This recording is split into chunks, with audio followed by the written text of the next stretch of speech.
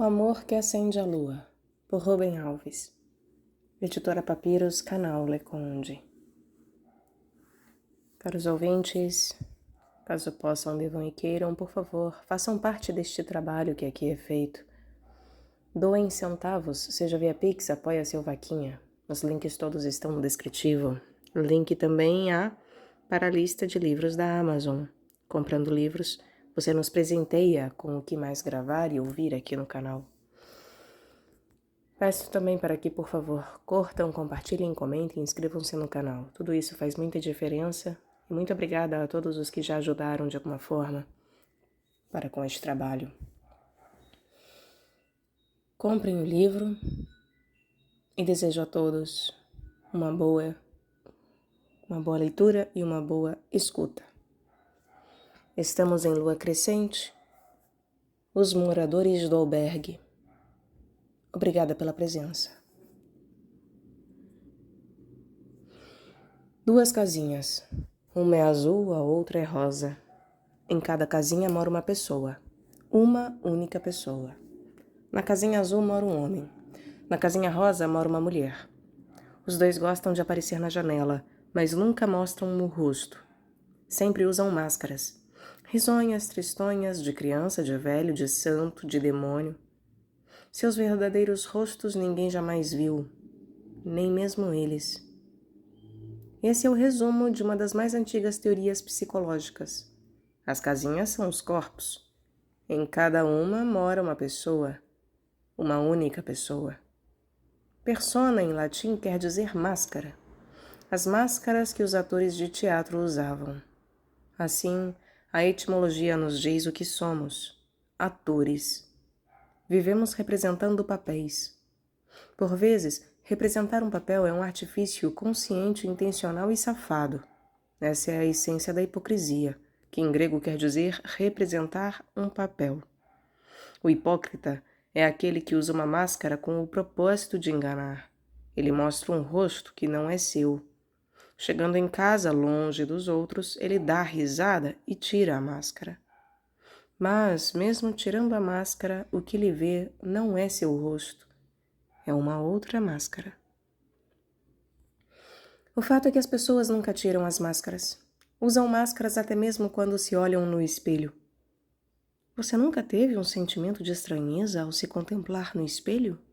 Você nunca se viu e se perguntou: quem sou? Quem somos? Seres nascidos para o teatro. Somos essencialmente atores. Representamos papéis o tempo todo. A alma é o script de uma peça. Para conhecer a alma, basta montar um palco, distribuir máscaras e papéis e começar o espetáculo. À medida que o espetáculo se desenrola, a alma vai se revelando. E que revela ela, hein? Seu rosto sem máscara? Não, ela revela as máscaras e os papéis de sua predileção. Sobre esse pressuposto se assenta a teoria do psicodrama, que poderia também ser chamado de psicomédia. Penso, logo existo, dizia o filósofo que não pensava sobre essas coisas. Comenta o poeta que se sabe irremediavelmente um fingidor. Que sei do que serei, hein? Eu que não sei o que sou. Ser o que penso? Mas eu penso tanta coisa. Assim diz a teoria, mas eu tenho estado desconfiado de que as coisas não são bem assim. E é esse esboço de teoria que eu gostaria de submeter àqueles cujo ofício é cuidar da alma. Começo invertendo as coisas. A casinha não é a residência particular de um único morador. É um albergue, que não é de ninguém. Aquela pessoa que se apresenta como dona é apenas um síndico que a qualquer momento pode ser despedido.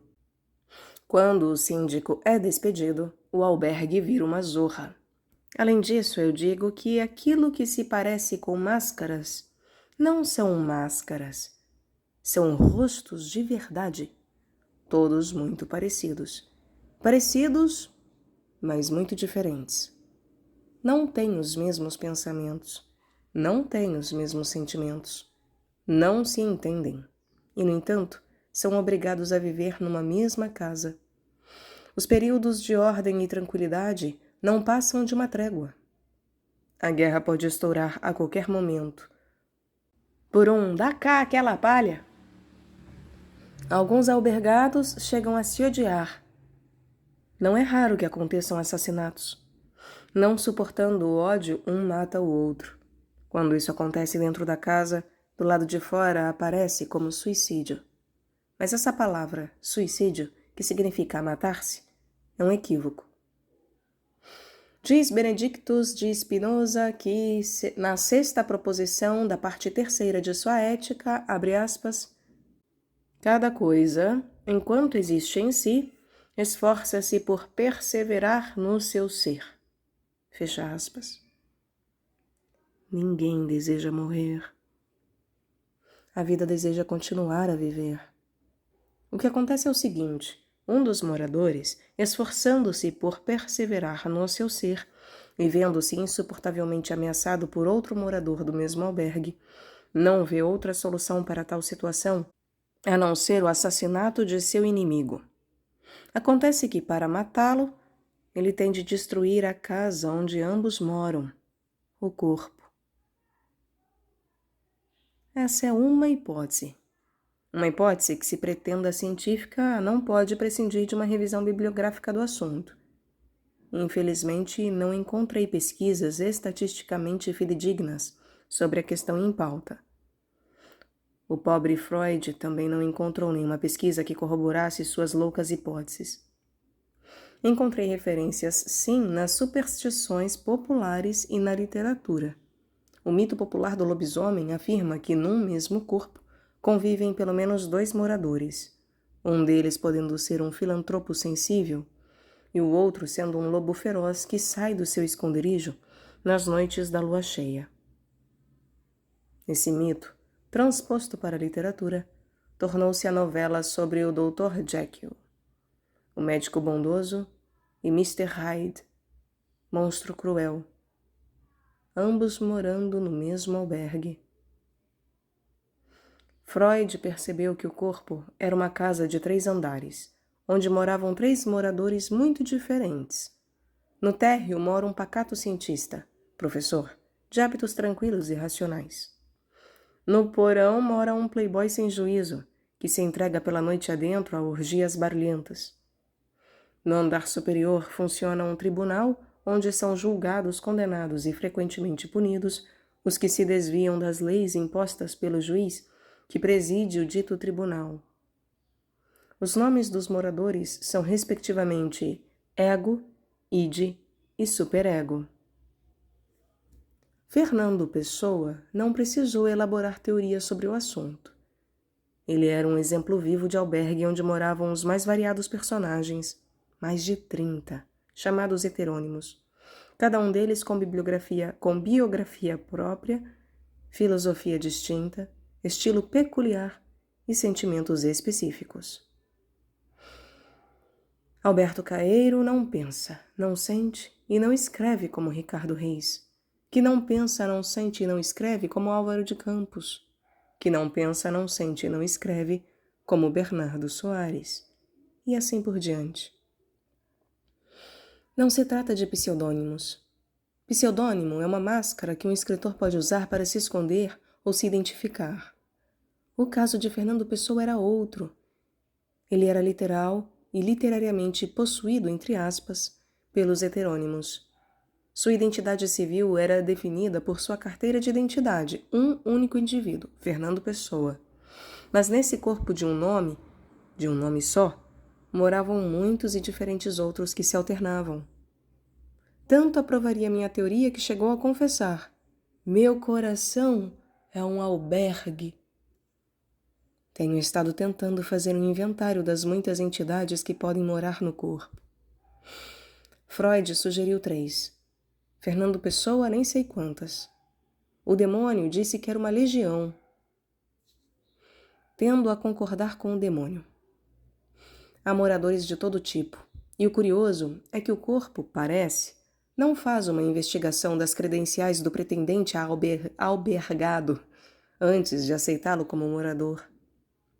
Eis algum deles: o depressivo, de poucas palavras, o alegrinho falador, insuportável, o sargento, que gosta de dar ordens, a bruxa horrenda de voz gritada, o torturador sádico, o filósofo sábio, o místico, o romântico apaixonado, o invejoso verde, o ciumento, o mal-humorado, que acha tudo ruim, o carrasco, o rancoroso, que se compraz em esgravatar o passado, o canalha, o moralista, a perua, o velho, a criança.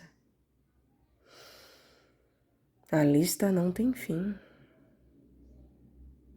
Com a ajuda do seu analista, você poderá fazer um inventário dos tipos que moram no seu albergue, a fim de compreender as confusões que acontecem no seu corpo. Em suas origens etimológicas, demônio não tem o sentido mal que lhe damos. Sócrates dizia ser inspirado por um Agathas Daimon, ou um Agathas Daimon, não sei, um demônio bom.